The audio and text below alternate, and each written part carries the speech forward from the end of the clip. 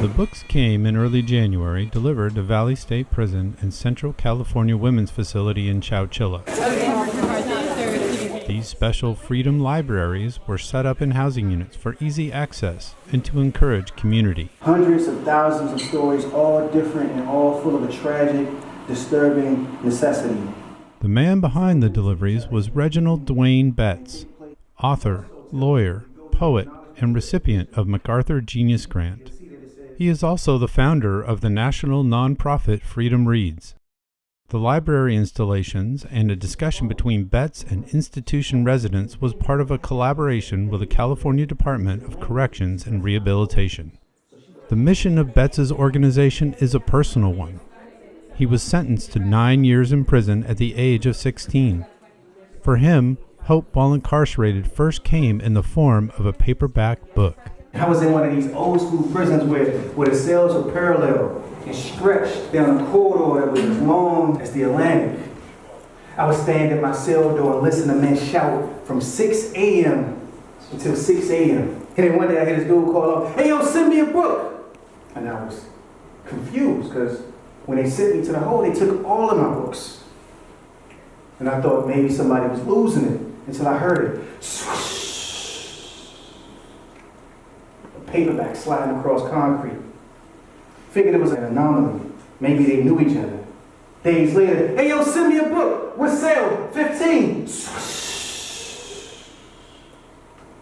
If it was a magazine that got sent, it sounded damn near like birds' wings flapping.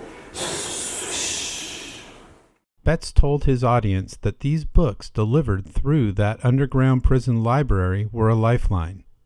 Eventually, he began writing poetry longhand in his cell, another way of allowing him to carry words with him.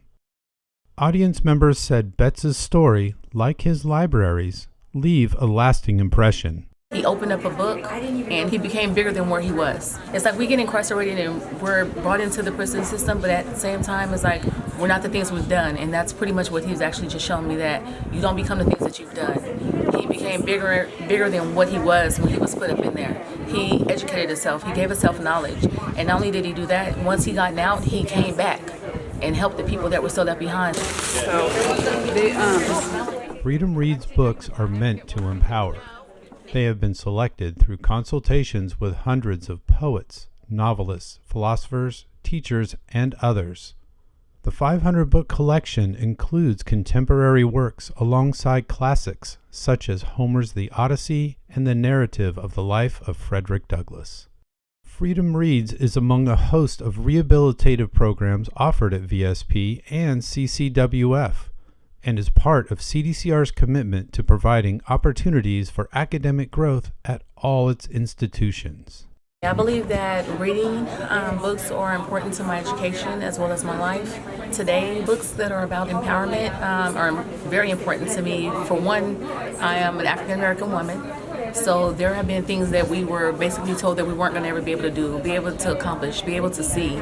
So to be able to sit and be able to read certain things that are written by African Americans or written by a different type of minorities, it actually gives motivation. The books are placed on handcrafted shelves made from maple, walnut, or cherry.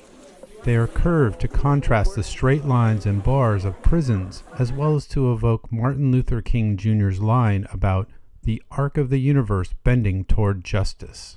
For me, having books in the housing unit is so important. It helps fill any empty time that we might have from school or other things with something positive to do, something new to learn, something new to read about, fantasize, have just something happy at the end of your day. And so I'm really excited to have these libraries in here.